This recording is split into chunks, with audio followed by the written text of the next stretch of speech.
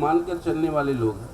बेशक मैं मार्क्सवादी कम्युनिस्ट पार्टी से हूँ और मैं उस दिन दिल्ली यूनिवर्सिटी में भी कहा आपको और आज भी दोहरा रहा हूँ। मैं ये नहीं कह रहा हूँ कि मेरी पार्टी में आइए आप, मैं ये कह रहा हूँ कि आप जो भी तय करना चाहते हो वो अधिकार आपका है, स्वयं आपका है। उसके ऊपर कोई अपना ख्याल थोपने की कोशिश करे तो वो हमें मंजूर नहीं, वो हमें स्वीकार नहीं। जहाँ तक देशभक्ति की भावनाओं की बात आ रही है, कहते हैं कि आप देशद्रोही हो और वो देशभक्त है। अरे देशभक्त कौन है, देशद्रोही कौन है? वो सीधा सीधा हमारे संविधान के बुनियाद में रचा हुआ। कौन है इंडियन नेशनलिस्ट, कौन है एंटी नेशनल? उसके लिए हमारे देश के अंदर कानून और कानून को लागू करने वाले संस्थाएं हैं। उसको आप खुद अपने हाथ में ले लो, ये कहते हुए कि हम तय करेंगे कौन एंटी नेशनल है, कौन नेशनल है। ये काम जो आप कर रहे हो वो अपने आप में एंटी नेशनल है, अपने आप में एंटी कॉन्स्टिट्यूशनल है, अपने आप में गैर कानूनी है। ये नहीं हो सकता है, ये सीधा सीधा साफ उनसे कहने की जरूरत है। क्योंकि आज सवाल क्या खड़ा है? सवाल यह है कि यूनिवर्सिटी के अंदर किस तरीके के ख्याल कौन बोलेगा, कौन आकर किस तरीके की बातें कहेगा। और यूनिवर्सिटी के अंदर कई सारे बातें कई सारे लोग आके कहेंगे और कहना भी चाहिए।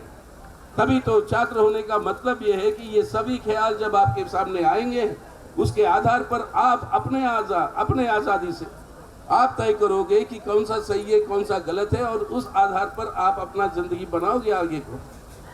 ये पूरा देश आपका है, 2/3 देश की आबादी आज नौजवान है, और ये देश कैसा रहेगा वो आपको तय करना होगा, हमें नहीं। हम तो सीनियर सिटीजन हो गए, अब आप लोगों को तय करना होगा कि किस तरीके की भारत चाहिए आपको।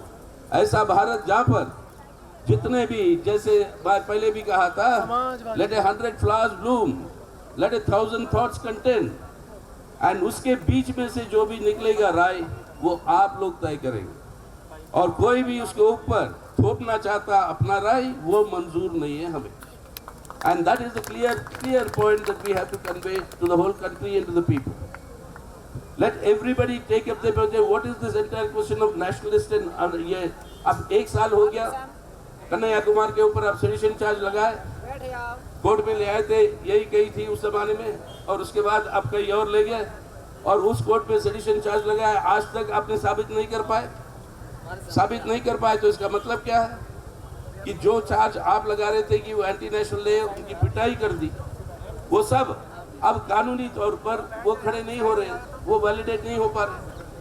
तो इसलिए हमारा यही कहना है कि एबीवीपी वालों से, हमने ये पहले भी देखा क्या है उनकी देशभक्ति, किस तरीके की देशभक्ति है वो, और ये कहेंगे कि सिर्फ एक धर्म के लोग जो है देशभक्त हैं, बाकी लोग नहीं है। तो उनको याद दिलाना है, कई बार याद दिला चुके हैं, आज भी याद दिलाना है हम कि 1965 में जो अपना एक युद्ध हुआ था, पाकिस्तान के साथ जंग हुई थी, उस पाकिस्तान के जंग में सबसे पहला परमवीर चक्र किसको मिला था?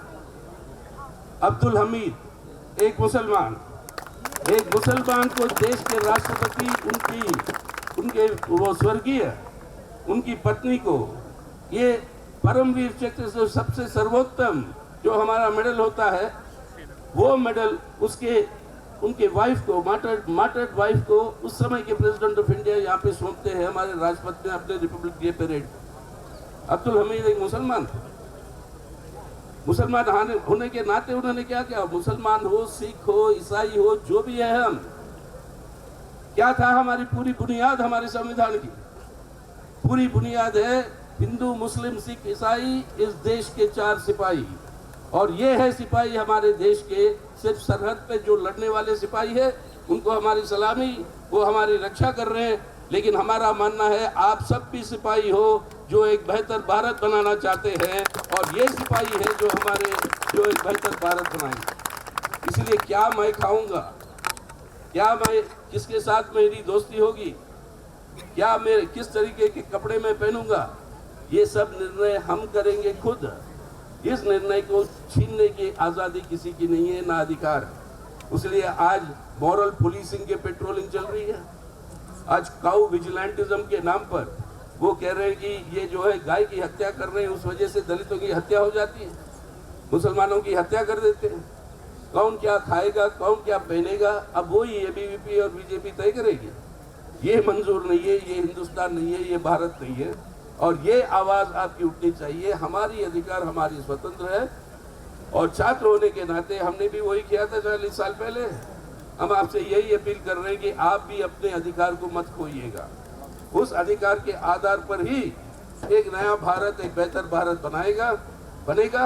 और उस भारत को बनाने में आप लोग बनाएंगे, क्योंकि आप है भविष्य। उसकी मदद हम करेंगे, आवाज़ आपके साथ उठाएंगे पार्लियामेंट के अंदर। ये हमारी आश्वासन है। लेकिन अपने अधिकार को स्टेप बाय स्टेप आप कंसीड मत करते जाना।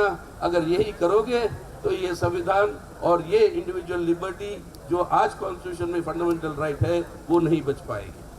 So that is why my appeal to all of you, definitely, we'll raise this issue in the parliament. We'll express our solidarity with you.